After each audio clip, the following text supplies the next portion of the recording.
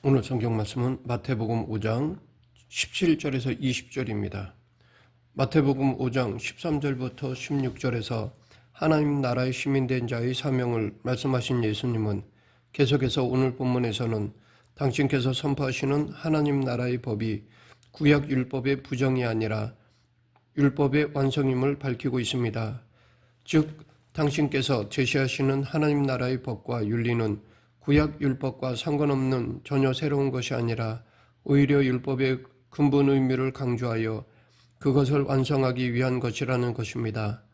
이어지는 21절부터 48절에서는 율법의 근본 의미를 지적해 주신 것입니다.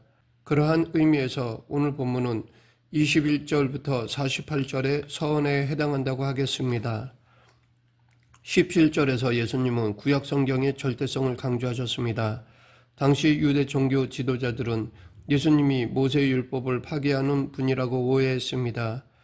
예수님은 안식일에도 병을 고쳐주셨고 여러 가지 면으로 유대교가 정한 규례들을 무시하셨기 때문입니다. 그러나 예수님은 오히려 구약 선지자들이 기록한 율법을 완성하신 분이십니다. 우리가 분명히 알아야 할 사실은 예수님이 이 땅에 오신 그 자체만으로도 율법은 완성되었다는 것입니다. 왜냐하면 율법은 단순한 종교와 윤리의 교과서가 아니라 예언서라는 의미를 지니고 있기 때문입니다. 율법에는 그리스도의 존재와 그분이 이 땅에 강림하실 것이라는 약속과 예언으로 가득 차 있습니다. 모세도 나와 같은 선지자 하나를 너를 위하여 일으키시리니 너희는 그를 들을지니라 라고 예언했고, 다윗과 모든 선지자들도 그리스도의 탄생과 사역과 재림에 대해 예언했습니다. 결국 율법의 중심은 예수 그리스도였습니다. 그러하기에 예수님도 너희가 성경에서 영생을 얻는 줄 생각하고 성경을 상고하거니와 이 성경이 곧 내게 대하여 증거하는 것이라고 밝히신 것입니다. 하나님의 옛 언약이 곧 구약 성경입니다. 언약은 성취되어야만 완전한 것입니다. 그런데 예수님이 그 언약대로 이 땅에 성육신하심으로써 그 언약이 성취되었습니다. 예수님은 그런 의미로 율법을 완전케 하려고 오셨다고 하신 것입니다. 그러하기에 우리는 예수님과 그의 말씀을 신앙의 기준으로 삼아야 합니다. 그것이 곧 완성된 율법을 지키는 길입니다. 그러면 예수님은 어떻게 율법을 완전케 하셨을까요?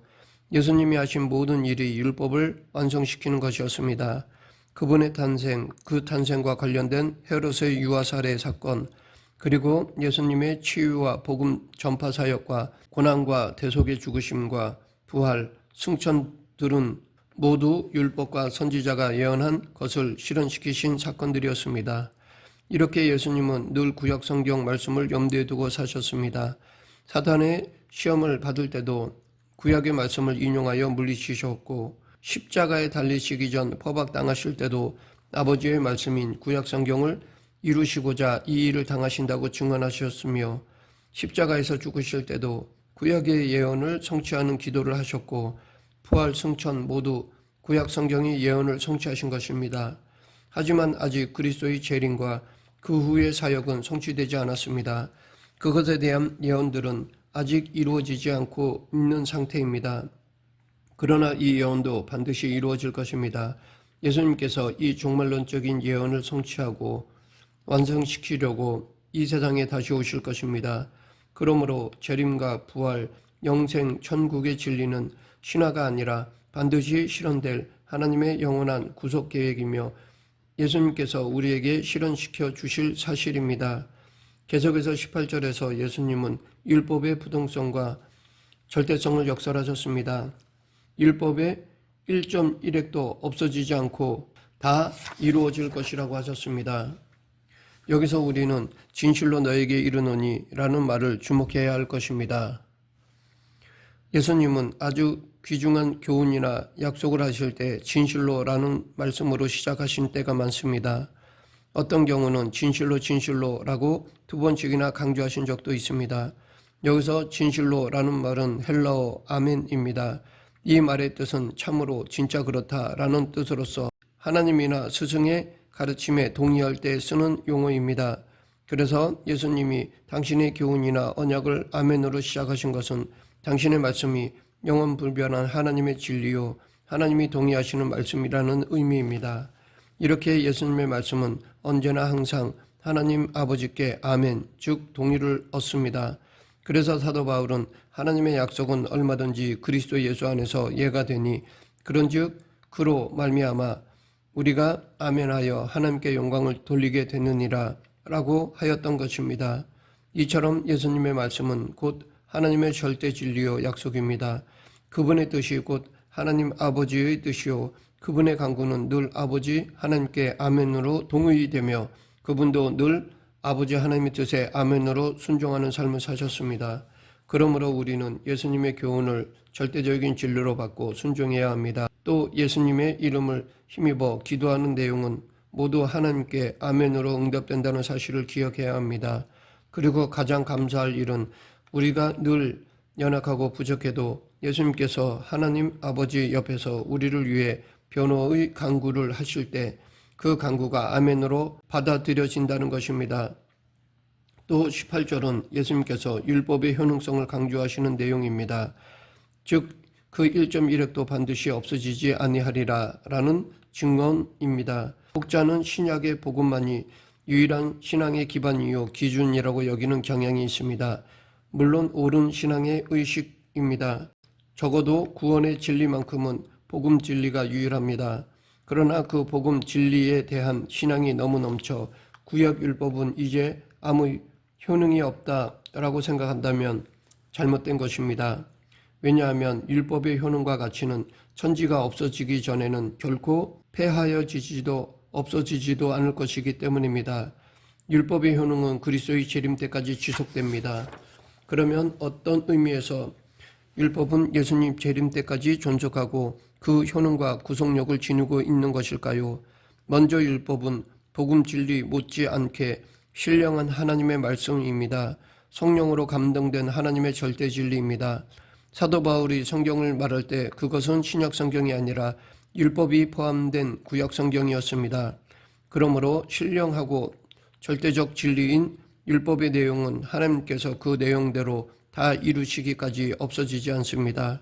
다음 그 효능성이 아주 중요하기에 율법은 폐기될 수 없습니다. 율법은 사람들의 영적 상태를 비춰주는 유일한 거울입니다. 그래서 사람들로 하여금 자신이 죄인임을 깨닫게 해주고 회개케 하고 예수 그리스도께로 인도하는 교사, 즉 몽학 선생의 역할을 합니다. 사람의 양심은 그가 알고 있는 선악의 지식의 한여입니다. 그래서 살인자, 독재자, 불의한 자들도 내 양심껏 행동했다라고 큰소리치는 것입니다.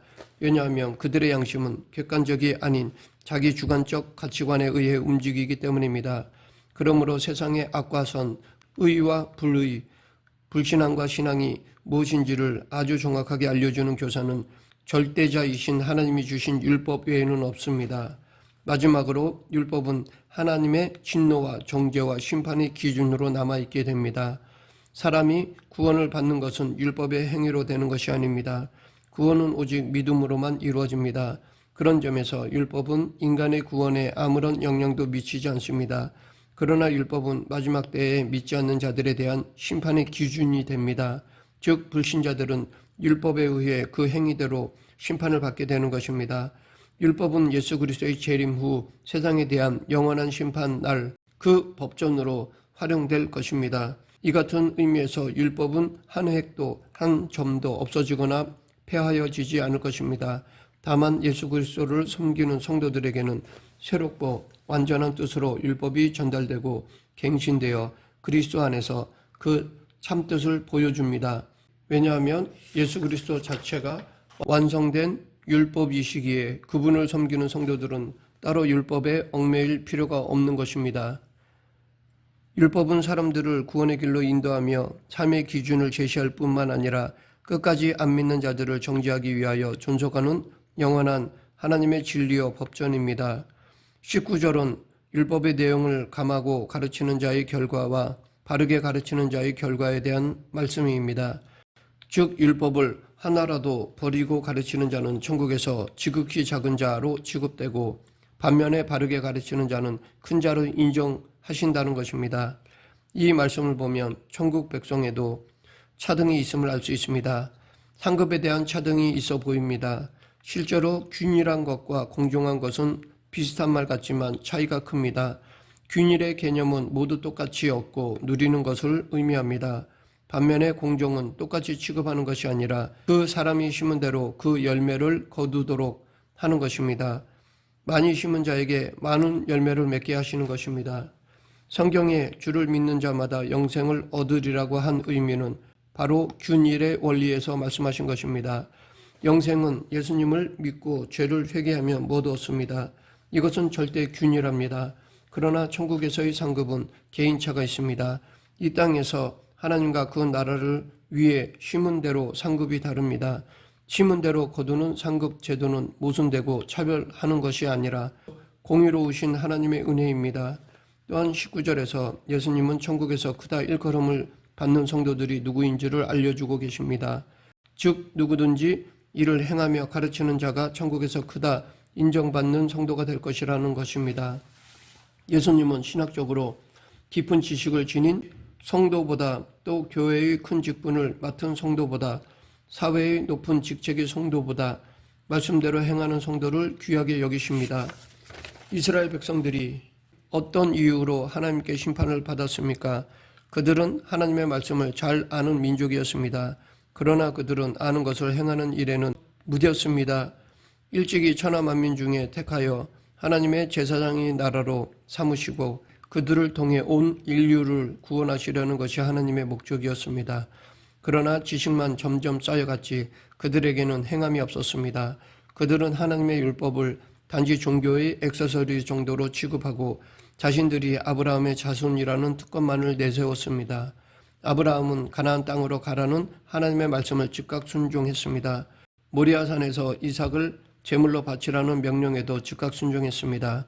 그러나 그 후손들은 머리와 입술로만 하나님을 이야기할 뿐 세상의 빛과 소금으로 행하는 일은 하기 싫어했습니다. 물론 신학도 중요합니다. 이단으로 빠지지 않으려면 올바른 신학을 해야 합니다. 그러나 아무리 신학적 지식이 많다 하여도 행하지 않는 신앙생활은 아무 의미가 없습니다. 신학 지식이 적더라도 그 아는 만큼 행한다면 하나님은 기뻐하십니다. 말씀을 맺겠습니다. 예수님은 구약 율법을 폐기하기 위해 오신 것이 아니라 구약 율법을 완전케 하기 위한 율법의 성취자로 오셨습니다. 그 결과 구약의 율법은 예수님 안에서 온전히 성취되었습니다. 그런즉 우리는 율법의 완성자요 성취자이신 예수님을 믿음으로써 의롭다 인정받는 자들이 되어야 할 것입니다. 우리 모두 율법의 완성자여 성취자이신 예수 그리스도를 믿고 따르는 성도가 되길 간절히 축원합니다. 기도하겠습니다. 사랑과 은혜가 풍성하신 하나님 아버지, 인간적인 수고와 노력이 아닌 오직 예수 그리스도로 말미암아 구원받음을 믿고 따르는 저희 모두가 되게 하여 주시옵소서. 예수님 이름으로 기도드립니다. 아멘.